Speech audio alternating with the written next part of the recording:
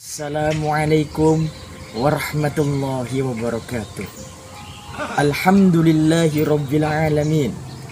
Wassalatu wassalamu ala sayyidil mursalin Sayyidina wa maulana Muhammad sallallahu alaihi wasallam. Asyhadu an la ilaha illallah wahdahu la syarikalah wa asyhadu anna Muhammadan abduhu wa rasuluh la nabiyya ba'da. La haula wa la quwwata illa billahil aliyyil azim. Amma ba'd. Saudaraku kaum muslimin dan muslimat yang dirahmati Allah Subhanahu wa taala. Kita hidup di dunia ini hanyalah sementara. Lantas amalan apakah yang nanti akan kita hadapkan di hadapan Allah Subhanahu wa taala? Harta yang melimpah, jabatan yang tinggi, semuanya tak berarti apa-apa di hadapan Allah Subhanahu wa taala, dan juga tidak akan bisa menolong kita. Hanya amalan perbuatan kita ketika kita masih hidup di dunia ini yang dapat menolong kita nanti kelak di akhirat. Tapi sayangnya kita manusia jarang sekali yang memikirkan akan hal tersebut. Karena terlena dengan indahnya dunia, dengan nikmatnya dunia, mereka tidak sadar bahwasanya mereka hidup di dunia ini hanyalah sementara, dan yang kekal dan abadi yaitu di akhirat. Saudaraku kaum muslimin dan muslimat yang dimuliakan Allah Subhanahu wa taala, sadarlah wahai saudaraku, kita hidup di dunia ini hanyalah sementara. Hidup hanyalah satu kali. Jangan sia-siakan kita hidup di dunia ini hanya untuk bermain-main, hanya untuk bermaksiat kepada Allah tanpa memikirkan nasib kita ketika kita di akhirat. Ketika kita sudah meninggal, tidak akan bisa mengembalikan kita kembali di dunia ini. A'udzubillahi minasyaitonirrajim. Allah berfirman dalam Quran surat Ali Imran ayat 185, Kullun nafsin dha'iqatul maut. Setiap yang bernyawa pasti akan merasakan yang namanya kematian. Orang miskin mati, orang kaya mati, orang cantik, orang ganteng, orang jelek, semuanya akan merasakan yang namanya kematian.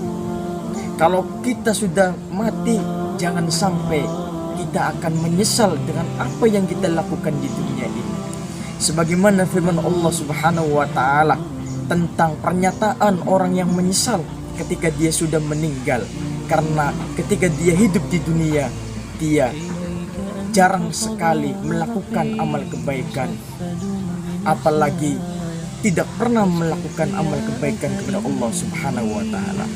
Allah berfirman dalam Quran surat Munafikun ayat 10, A'udzubillahi minasyaitonirrajim.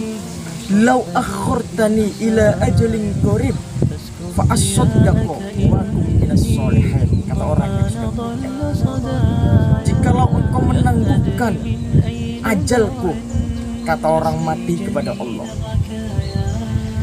jikalau engkau menangguhkan ajalku dalam waktu sampai waktu yang dekat, fa asaddaqu wa kum minas sholihin, maka saya akan bersedekah dan menjadi orang-orang yang soleh. Ya Allah, saya akan melakukan zakat, saya akan melakukan sholat, saya akan berbuat baik kepada sesama makhluk hidup.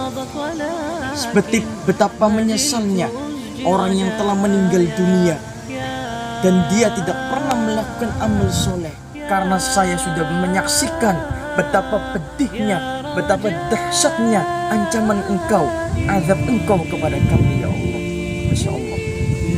Maka dari itu, mumpung kita masih hidup, ayo perbaiki diri kita kepada Allah, kemudian tobat kepada Allah Subhanahu wa taala.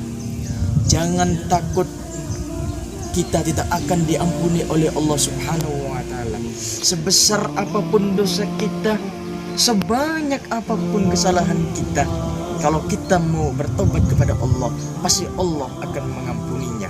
Sekalipun itu dosa syirik, dosa urutan pertama dari dosa-dosa besar. Sedangkan maksud Allah dalam Quran surat An-Nisa ayat 48, A'udzubillahi minasyaitonirrajim. Innallaha la yaghfiru ay yushraka bihi wa yaghfiru duna dzalika liman yasha. Wa man yusyrik billah faqad iftara itsman 'azima. Sesungguhnya Allah tidak akan mengampuni dosa syirik. Dan Allah mengampuni dosa selain syirik bagi siapa yang dikehendakinya. Barang siapa yang mempersekutukan Allah, maka dia telah melakukan dosa yang sangat besar. Ayat di sini firman Allah, maksud Allah Subhanahu wa taala tidak akan mengampuni dosa syirik. Para ulama mufassirun, para ulama ahli tafsir, salah satunya Imam Nawawi Al-Bantani, ulama Nusantara yang kita miliki, ulama asli Indonesia. Beliau menafsirkan maksud ayat tersebut yaitu ketika ada orang melakukan perbuatan syirik dan dia belum sempat bertobat kepada Allah sampai ajal menjemput dia.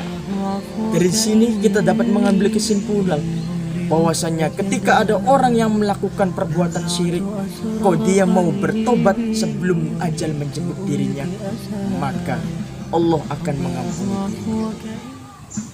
Betapa Allah mempunyai sifat Ghafurur Rahim, Zat yang Maha Pengampun lagi Maha Penyayang. Maka dari itu, ayo kita sama-sama perbaiki diri kita kepada Allah Subhanahu wa taala. Tingkatkan iman dan ketakwaan kita kepada Allah Subhanahu wa taala, karena pilihanmu di dunia akan menentukan nasibmu di akhirat. Mungkin itu saja yang bisa saya sampaikan. Mudah-mudahan bermanfaat untuk kita semua, dan mudah-mudahan kita juga terselamatkan oleh Allah baik di dunia maupun di akhirat. Amin, amin ya rabbal alamin. Wabillahi taufik wal hidayah. Assalamualaikum warahmatullahi wabarakatuh.